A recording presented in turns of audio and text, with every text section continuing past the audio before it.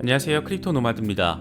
말 그대로 검은 금요일이 돼버렸습니다. 매파적 발언이냐 비둘기파적 발언이냐 이걸 놓고 참 관심이 높았는데 제롬 파월 연준 의장은 시장을 한 번 더 누르는 멘트를 날려버렸습니다.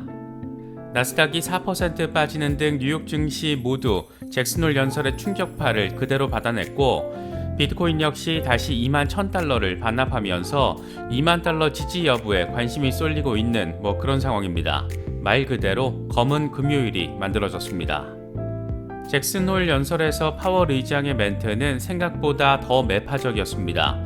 연설 초반부에 금리 인상 속도 늦추는 게 적절하다 이런 멘트가 나와줬을 때만 하더라도 시장이 환호하며 순간적인 급등세 잠깐 보여지기도 했지만 이후에 빠른 통화정책 완화에 대한 기대를 꺾고 성장을 제약할 수 있을 정도로 높은 금리 상당 기간 유지하겠다 이런 멘트가 더해지면서 투자 심리는 급격하게 위축된 모습을 보였습니다.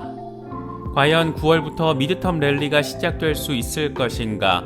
우리에게는 초미의 관심사가 될 수밖에 없는데 코인텔레그래프는 비트코인이 1년 중 9월이 역대 최악의 성적을 기록하는 기간이기 때문에 큰 폭의 하락 가능성이 존재한다라고 진단했습니다. 과연 최악의 9월이 될지 중간 선거가 있던 해의 특성이 살려지면서 반등의 9월이 될지 여러모로 궁금한 지점입니다. 미국에서는 암호화폐 거래소를 상품선물거래위원회 CFTC가 직접 규제하는 법안이 추진된다 이런 소식 전해졌습니다. 암호화폐 거래소의 보고 의무를 CFTC에다가 정권을 주겠다라는 건데 일단 9월에 청문회가 진행된다라고 합니다. 당장 법안이 일사천리로 확 통과되진 않겠지만 규제 명확성이 강화되고 있다라는 점에서는 분명 의미 있는 소식이라고 할 수 있습니다. 우리의 문어대가리 아저씨가 들으면 참 열받을 수 있는 그런 소식이기도 합니다. 시장의 흐름이 어쨌든 어려워졌습니다. 의미 있는 반등 재료가 등장하기 전까지는 다시 보기 싫은 상황을 어쩌면 한 번 더 바라봐야 할지도 모르겠습니다. 다소 기운이 많이 빠지는 상황이지만 여러 소식들 잘 참고하시면서 시장 대응하실 수 있으면 좋겠습니다. 본격적인 시작에 앞서서 좋아요와 구독 또 알림 설정 꼭 부탁드리겠습니다. 영상 제작에 아주 큰 도움 된다는 말씀 함께 드립니다. 그럼 시작하겠습니다. 먼저 비트코인 상황입니다. 비트코인은 제롬 파월 연준 의장의 잭슨홀 연설 직후부터 충격을 그대로 흡수하면서 2만 1000달러를 반납했습니다. 지금은 2만 달러 유지에도 간단치 않은 모습을 보이고 있습니다. 최악의 상황을 한 번 더 보여주게 될지 그래도 2만 달러 위에서 지지를 받아줄지 그렇게 반등의 계기를 노려볼지 단기적인 관전 포인트가 됐습니다. 공포 탐욕 지수는 하루 전보다 1포인트 오른 28을 기록하면서 공포 단계가 이어지고 있습니다. 비트코인 도미넌스는 여전히 40% 수준에서 횡보하는 상황을 보여주며 이도저도 아닌 시장 지배력을 확인하고 있습니다. 비트코인의 흐름과 관련해서 코인텔레그래프의 기고가 라케시 우페드히에는 22,249달러 부근의 20일 지수 이동 평균이 하락하고 있고 RSI가 마이너스 영역에 있다는 점에서 곰 세력이 우위를 점하고 있는 상황이라고 진단했습니다. 그러면서 강한 매도세로 인해서 비트코인 가격은 상승 채널 아래로 떨어졌는데 곰 세력이 가격을 2762달러 아래로 유지할 경우에 매도세가 붙어서 18,900달러까지 떨어질 수도 있다. 여긴 다시 강한 지지선으로 작용할 수 있지만 여기까지 깨지게 될 경우에 지난 6월 18일에 17,622달러까지 후퇴할 수도 있다. 다만 가격이 지금 수준에서 상승하고 50일 단순이동 평균이 자리한 22,414달러를 돌파하면 부정적인 견해는 며칠 안에 무효화될 수 있다. 이 같은 움직임은 낮은 수준에서 계속 매수세가 붙는다라는 것을 의미하는 것이어서 채널 저항선까지 랠리를 시도할 수 있다. 이렇게 분석을 했습니다. 코인텔레그래프는 1년 중 9월이 비트코인 실적에 있어서 최악의 달이라는 점을 거론하면서 큰 폭의 하락 가능성이 존재한다. 이런 내용의 분석 기사를 제시했습니다. 코인텔레그래프는 비트코인이 1년 중 역대 최악의 성적을 기록하는 9월로 접어들고 있는 만큼 17,500달러 지지선을 지켜낼 수 있을지를 잘 지켜봐야 한다라고 진단했습니다. 그러면서 역대 비트코인 가격 흐름을 보면 2015년과 2016년을 제외하고 비트코인은 매년 9월에 가격이 내려갔었는데 평균적으로 6% 하락했다. 흥미롭게도 이건 뉴욕 증시의 하락과 비슷한 추이를 보인다. 전통 자산 시장에서도 이걸 9월 효과라고 부른다. 투자자들이 9월 여름 휴가를 다녀온 뒤에 시장 포지션에서 빠져나와서 세금 손실을 막기 위한 영향으로도 풀이된다. 9월 효과 이외에도 비트코인이 주식과 높은 상관관계를 보이고 있기 때문에 9월에 비트코인은 큰 폭으로 하락할 수도 있다. 이렇게 설명을 했습니다. 이런 부정적인 전망을 좀 더 돋보이게 만들면서 이번에 비트코인을 폭락시킨 주범, 바로 제롬 파월 미국 연준 의장이었습니다. 파월 의장은 이번 잭슨홀 기조연설에서 인플레이션을 잡겠다라는 의지를 재차 강조하며 더 강력한 매파적인 의지를 드러냈습니다. 기조연설에서 인플레이션만 45번을 언급할 정도로 그 어떤 리스크를 감내하더라도 인플레이션을 때려잡겠다, 이런 의지를 드러낸 겁니다. 참 이런 거 보면 황당하기도 하고 좀 웃기기도 한 게 1년 전만 하더라도 인플레이션이 일시적이다 이렇게 주장했던 양반이 지금 이런 멘트 막 내놓으면서 시장 흔드는 게 정말 참 짜증나게 만드는 부분입니다. 파월 의장은 지금처럼 높은 인플레이션이 지속되면 소비자들의 기대 인플레이션 역시 장기간 높은 수준에 머무를 것이기 때문에 인플레이션이 오랫동안 고착화할 위험을 경계해야 한다. 1980년대 초 폴 볼커 의장이 인플레이션 억제를 성공시킨 것은 앞서 15년 동안 물가를 낮추려는 시도가 여러 차례 실패한 뒤에 나온 것이다. 우리는 지금 단호하게 행동해서 그 결과를 피하는 것을 목표로 삼고 있다.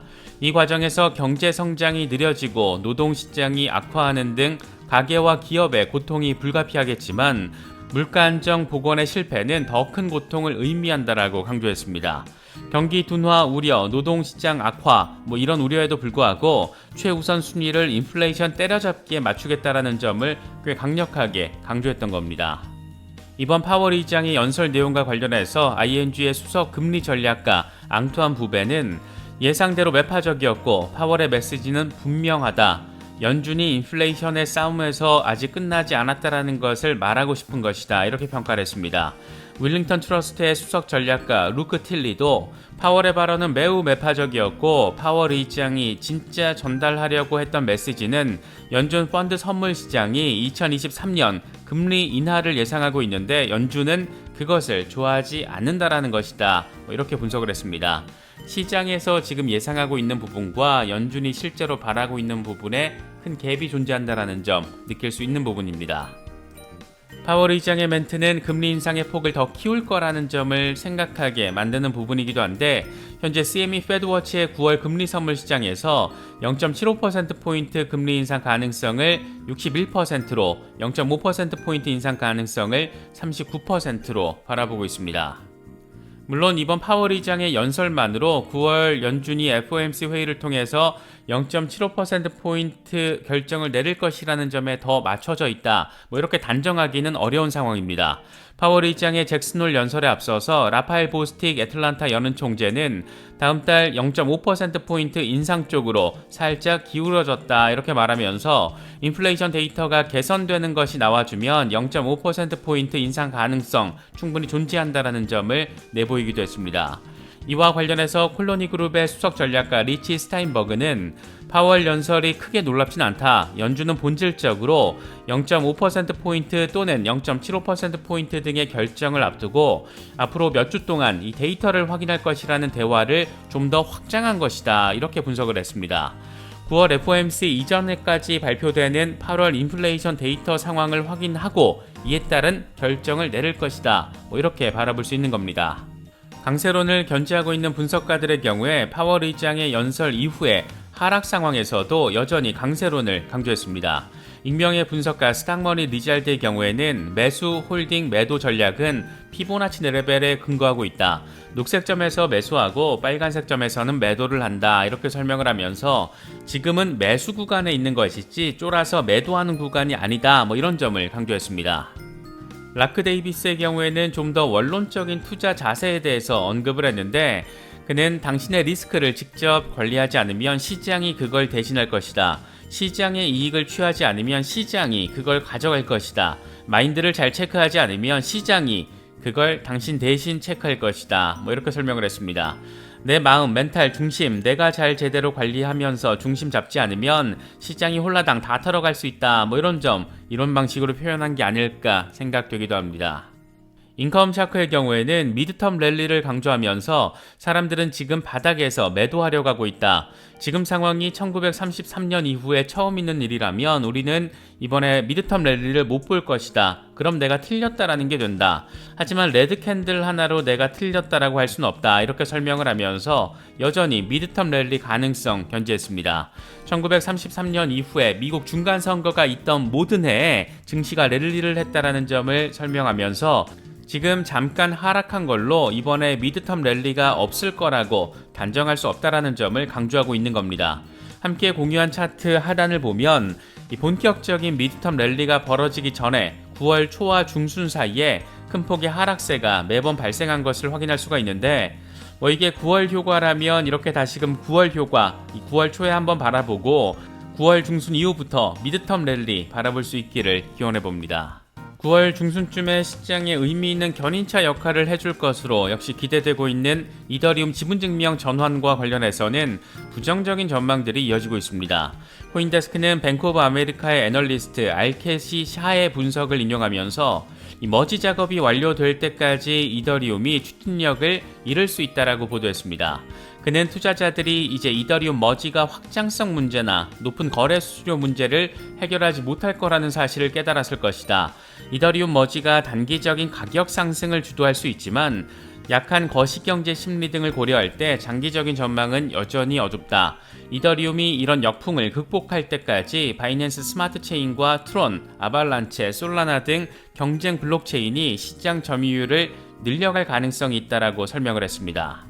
디앱 마켓 데이터 플랫폼인 뎁레이더의 경우에도 이더리움 머지로 인한 득보다 실이 더 많을 수도 있다. 이런 평가를 제시했습니다.